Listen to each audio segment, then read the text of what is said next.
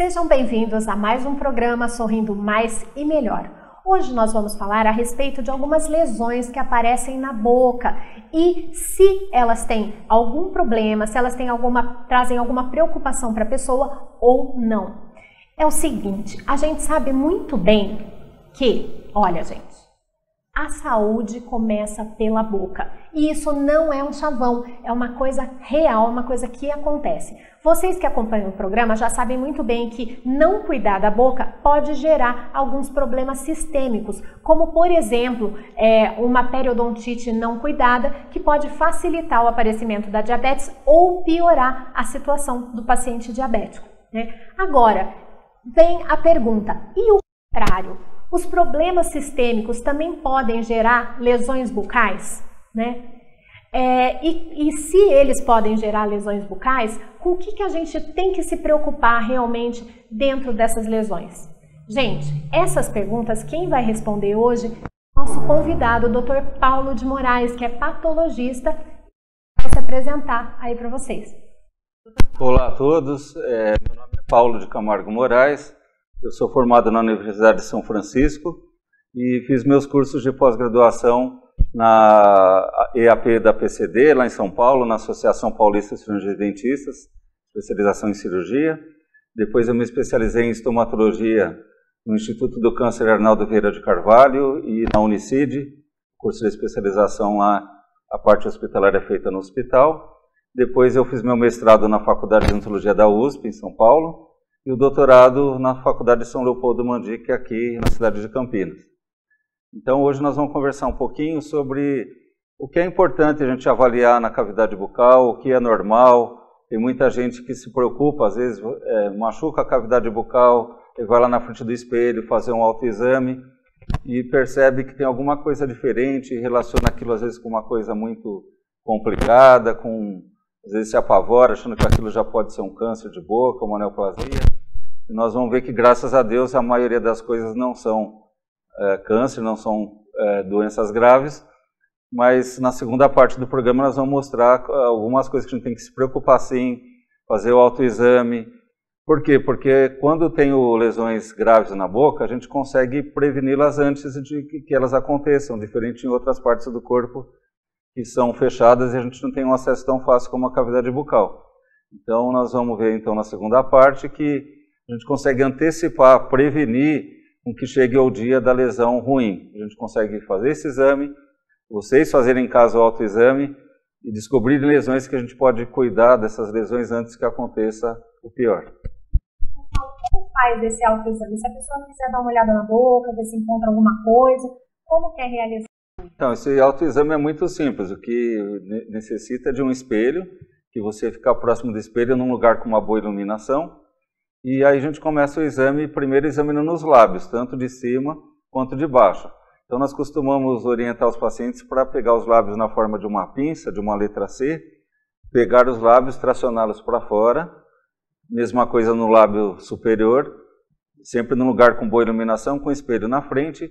E observar se normalmente nossa gengiva, nossa mucosa tem uma coloração rosa bem clarinha, perceber se tem alterações de cor, se tem uma lesão muito preta, muito enegrecida, se eu tenho áreas ulceradas, feridas, né, tipo aftas, mas aftas é uma doença muito comum na boca, mas o que a gente se refere são úlceras que parecem com aftas, mas que perduram por muito tempo, que passam de 15 dias, 1 mês, 2 meses, essa a gente tem que ter um pouco de atenção. São feridinhas que não cicatrizam, né? Exatamente. E também plaquinhas brancas, essas são muito importantes. Placas brancas e vermelhas, a gente tem que ficar bastante atento, porque algumas delas podem ser doenças simples, fáceis de tratar, ou podem serem lesões precursoras de tumor, de câncer, de doenças mais graves.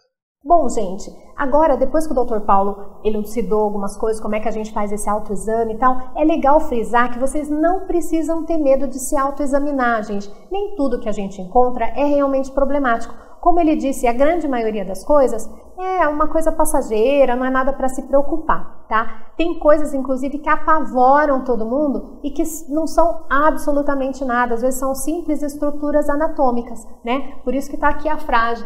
muitas coisas que assustam não precisam nos preocupar. E agora nós vamos dar alguns exemplos disso, né, com algumas imagens que o Dr. Paulo nos enviou. Vamos lá. Então, Dr. Paulo, explica pra gente o que são essas 3 imagens. Isso aí é apavorante? É uma coisa preocupante? Isso não. Isso são... muitos de vocês vão se autoexaminar e vão se deparar com essas alterações.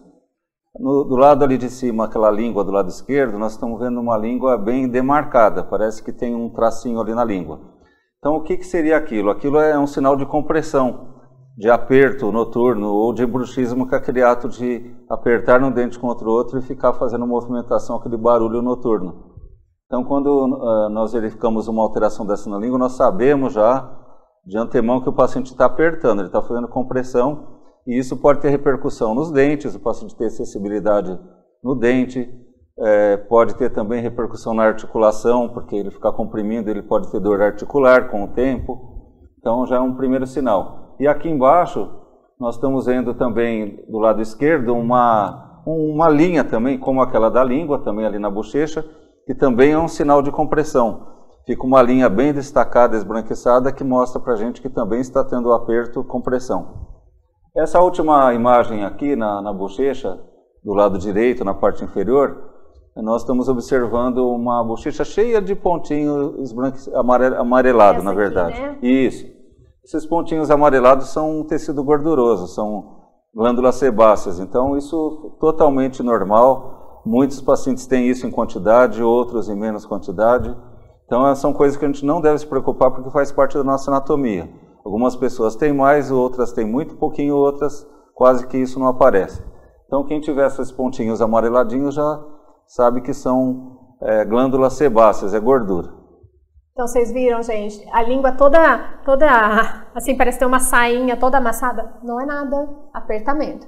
E aquele monte de pintinha lá, tudo amarelinho, que dá, às vezes dá desespero. Nossa, o que é isso? Nada, glândula sebácea. Então, calma, gente. Bom, agora vamos ver outras imagens. Bom, isso aí, Dr. Paulo, vamos começar ali pela de cima. Primeiro, sim, aquela foto de cima, então... essa língua toda cheia de... toda amassada. Exatamente, cheia de furinhos de sulcos, né? Na verdade, esses sulcos a gente chama isso mesmo, língua sulcada ou fissurada. Alguns pacientes têm a língua toda cortadinha assim. Isso também faz parte do normal, alguns pacientes têm. Nós chamamos de língua sulcada ou língua fissurada. A única coisa que isso pode interferir é que alguns pacientes, quando se alimentam de alimentos muito ácidos, podem sentir um certo desconforto, sentir um ardor aí durante a alimentação. Mas não tem nenhum tipo de preocupação, essa língua faz parte do normal. O que a gente orienta é que naquele momento, que são alguns momentos, não é o ano inteiro que o paciente sente sensibilidade, ele evitar alimentos muito ácidos para isso. Aqui já na parte superior do lado direito, nós estamos vendo uma língua bem escurona, né? Essa é escurona, bem escura, ela está viradinha de lado, mas dá para vocês verem. Essa língua toda escura, né? Ela pode alterar do castanho clarinho, do castanho escuro, até o enegrecido, até ficar cor preta mesmo. Isso tem uma ligação direta ou com o tabaco, o uso do tabaco, do fumo, nas mais diversas formas, do cigarro, charuto, cachimbo, ou às vezes o uso crônico de antisséptico bucal também. Muita gente começa a desenvolver essa língua escura e enegrecida devido ao uso muito constante de antisséptico bucal. Aliás, geralmente é antisséptico à base de clorexidina, exatamente, né? Ele vai... Os Periogard da vida, exatamente, né? Com o tempo eles vão pigmentando, bem lembrado. Eles vão pigmentando a língua e elas vão ficando mais espessas. A gente tem uns fiozinhos na língua chamados papilas filiformes, porque ela tem a forma de um fiozinho. E esses irritantes vão espessando essas papilas e vão deixando elas de coloração escurecida. Por isso é chamado língua negra pilosa, que ela é escura, negra, e pilosa porque lembram pelinhos. Parece peludinho. E aqui, por último, essa última língua aqui que nós estamos vendo, uma língua com umas areazinhas brancas, umas áreas mais avermelhadinhas. Isso é uma das alterações mais comuns, principalmente em crianças, a gente vê muito isso, né? Em crianças pequenininhas, inclusive a gente observa, é chamada língua geográfica. Então é uma área onde se perde um pouquinho a papila, não se sabe muito bem ao certo por que isso acontece, e também não tem nenhum tipo de problema, preocupação por parte de vocês, aí, mas o que pode acontecer também, como aquela língua fissurada e alguns pacientes terem sensibilidade com alimentos ácidos. Então a orientação é essa, e ela é chamada geográfica porque essas áreas branquinhas elas vão mudando de local, elas vão formando desenhos que lembram mapas geográficos, e por isso ela é chamada geográfica. Então se hoje ela está dessa maneira, daqui a uns 20 dias, se nós observarmos de novo essa língua, aquelas plaquinhas brancas vão ter migrado, elas vão ter mudado de área, tanto que ela é também chamada de glossite migratória. Glosso quer dizer língua, it inflamação, migratória porque ela muda, ela migra de lugar. E essas aí eu tenho vários pacientes que já vieram reclamar, doutora, tipo, eu vou morrer, né? Por causa disso daí. Então, eu faço sempre uma brincadeira que, para explicar melhor para os pacientes, todos os pacientes sabem muito bem o que é ter um joanete no pé e ter um bico de papagaio na coluna. Isso daí não deixa de ser a mesma coisa, são exostoses, é um crescimento ósseo. Exo que está para fora, um crescimento para o lado de fora, e por causa do osso, exostose. Então, nós estamos vendo aqui aquela primeira figura onde está aparecendo um sorriso ali, a boca toda.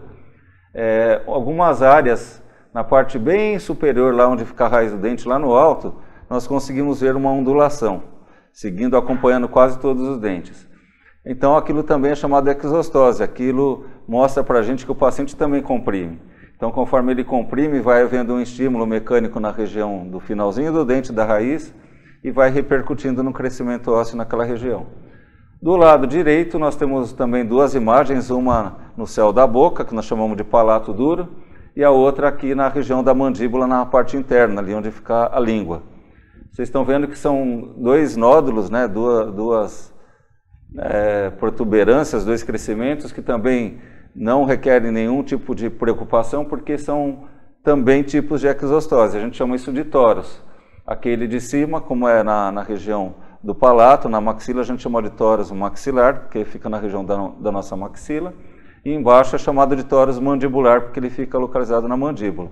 Então, a gente pode se deparar com tórax pequenos, que estão iniciando um crescimento pequeno, e tórax bastante grandes, como essa foto de baixo, chegando ao ponto deles crescerem tanto que juntam um lado com o outro, e até fecha aquele espaço onde fica alojada a língua, e aí sim pode ter interferência tanto na fala quanto na deglutição. E aí está indicado até remoção cirúrgica, mas simplesmente devido ao ponto de vista funcional, porque esse osso é um osso super saudável, não é doença. Esse osso até é utilizado em enxertia óssea, quando a gente necessita de um pouquinho de osso para colocar numa área de um implante, a gente pode utilizar esse osso, que é um osso absolutamente saudável. Bom, gente, agora mais uma imagem para vocês darem uma olhadinha. Também coisas que não tem nenhum problema, né? Isso aí, o que é? Então, né, agora nós estamos vendo 3 imagens. Essas 3 imagens nós estamos vendo algumas alterações arroxeadas, que assustam um pouco. São todas lesões vasculares, isso daí é tudo vasinho sanguíneo. Então a gente chama de varicosidade, de varize, que é uma dilataçãozinha de uma veia. Elas podem aparecer em qualquer área da boca, no cantinho da bochecha, no lábio também é comum. A gente vê, como a gente está vendo essa foto superior do lado direito, tem 2 manchinhas arroxeadas no lábio, e isso é comum aparecer com o avançar da idade. Conforme o paciente vai ficando mais velho, a tendência é aparecer mais varicosidade em vários locais da boca. Então são apenas dilatações de veias. Aquela outra varize mesmo. É uma varize, exatamente, é como se fosse uma varize na perna, são varicosidades que vão aparecendo na boca. Aqui na língua a gente está vendo também, lateral da língua é um local muito comum, isso quase todos nós temos, até pacientes mais jovens. Se vocês tracionarem a língua, como está sendo tracionada nessa foto, nós vamos se deparar com essas varizes ou varicosidades, né? Aqui são varizes linguais. Então, nada que preocupe. Claro que vocês, observando essa alteração, vale a pena consultar um cirurgião dentista para confirmar essa possível hipótese que a gente acabou de comentar. Existe tratamento para isso? Não tem necessidade. Nós somente tratamos casos que interferem na estética, como aquela foto superior no lábio. Muitas vezes o paciente começa a ficar preocupado com aquilo porque todos os amigos, parentes próximos começam a perguntar: o que você tem no lábio? Você está com uma coisa roxa no lábio? Isso começa a incomodar do ponto de vista estético, e daí nós temos como tratar como se trata a varize, colocando um produto que seca esse vasinho, um esclerosante, ou através da criocirurgia, que a gente congela a imagem também e trata dessa maneira o paciente. Bom, gente, vocês viram esse primeiro bloco, que é interessante? Bastante coisa que assusta, mas que no fim não é nada demais. Então, se você fizer o seu autoexame bucal e perceber alguma lesãozinha, sem apavorar, gente, dá um pulinho no seu dentista, dá uma olhada o que é, só para você ficar mais tranquilo, né? E poder sorrir muito mais e melhor. Agora vamos dar um tempinho, chamar os nossos apoiadores culturais e no segundo bloco nós vamos falar a respeito de lesões que já devem preocupar, que já são coisas que demandam um pouquinho mais de atenção, tá bom? Daqui a pouquinho a gente volta.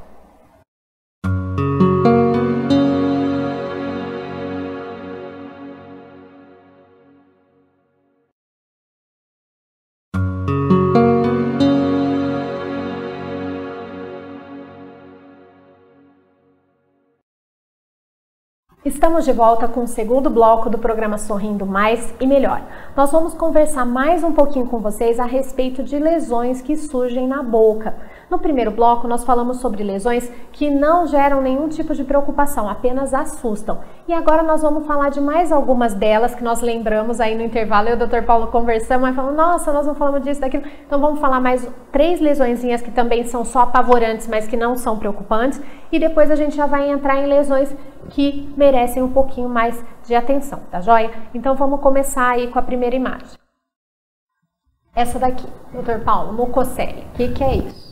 Então, nós estamos vendo 2 bolhas, né, localizadas ambas na região do lábio inferior, e também essa alteração é muito frequente, principalmente em crianças e adolescentes, porque é uma lesão de origem traumática, normalmente em esporte, né, principalmente na atividade esportiva. A pessoa bate essa boca, ou criança que cai pequenininha, acaba batendo, o primeiro lugar que vai no chão é o lábio, é a boca, e ela prensa o lábio, então, de encontrar os dentes, e isso acaba fazendo um trauma na glândulazinha salivar. Ela fecha o local. Nós temos aproximadamente 1.500 glândulas salivares espalhadas pela boca, que são responsáveis pela lubrificação, além das glândulas maiores. E aí, com esse trauma, fecha o orifício por onde sai o muco, a saliva, e essa saliva ela fica congestionada dentro de uma bolinha, como vocês estão vendo aí, isso é chamado mucocele. Não é nada preocupante. Infelizmente, o tratamento é a remoção cirúrgica, tem que tirar porque isso incomoda e não tem outro tipo de tratamento, então tem que remover cirurgicamente, mas nada que preocupe. É só um entupimentozinho, né, da glândula, entope, aquilo lá incha e tem que tirar cirurgicamente.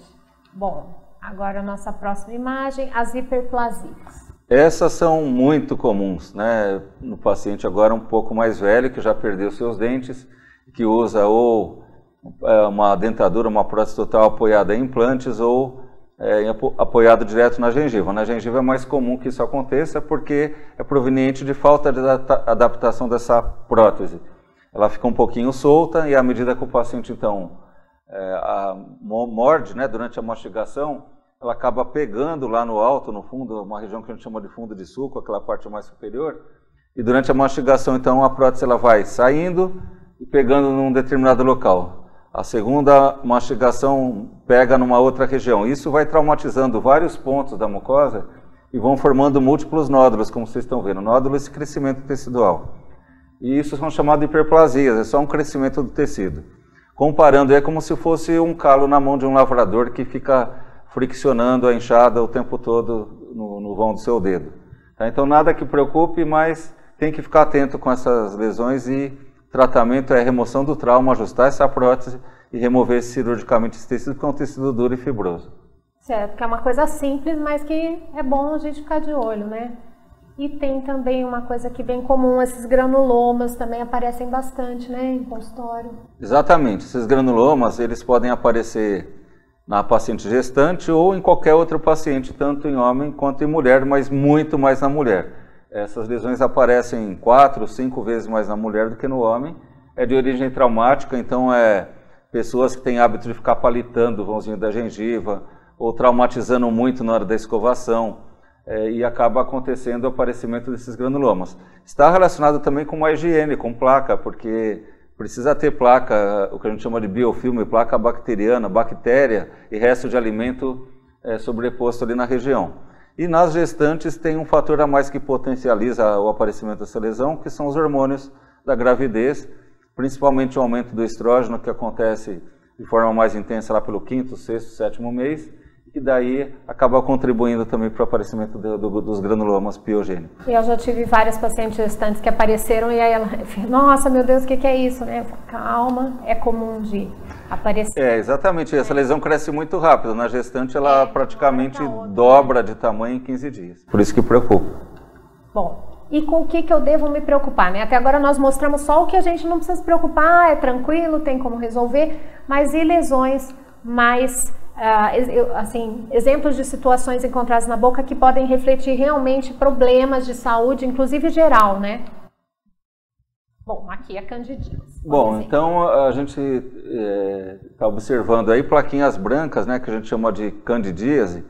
Candidíase é um fungo que está presente na boca de todos têm esse fungo na boca. Em algumas situações ele pode proliferar, crescer. E essas situações estão relacionadas ou com imunossupressão ou com falta de higiene, principalmente embaixo de próteses totais, das dentaduras. Então o fungo ele gosta de um lugar quentinho, úmido, né, e escuro, que é exatamente a cavidade bucal. Então é um tipo de alteração que a gente tem que estar atento e tem que tratar, tem que usar antifúngico e também tratar da prótese usando alguns antissépticos que a gente orienta e produtos específicos que vendem em farmácia para a higienização da prótese. Já existem produtos comercializados para fazer a higiene dessas próteses. Com certeza. Gente, a candidíase, também conhecida como sapinho, ela é uma coisa relativamente comum, assim, principalmente em crianças, vira e mexe aparece, como o doutor falou, debaixo de próteses, mas quando ela acontece de uma maneira muito intensa ou com muita frequência, é bom dar uma olhada na parte imunológica, né? Porque indivíduos com baixa de resistência têm uma tendência maior a desenvolver esse tipo de problema, então pode ser um alerta para a saúde geral, tá? Bom, o líquen.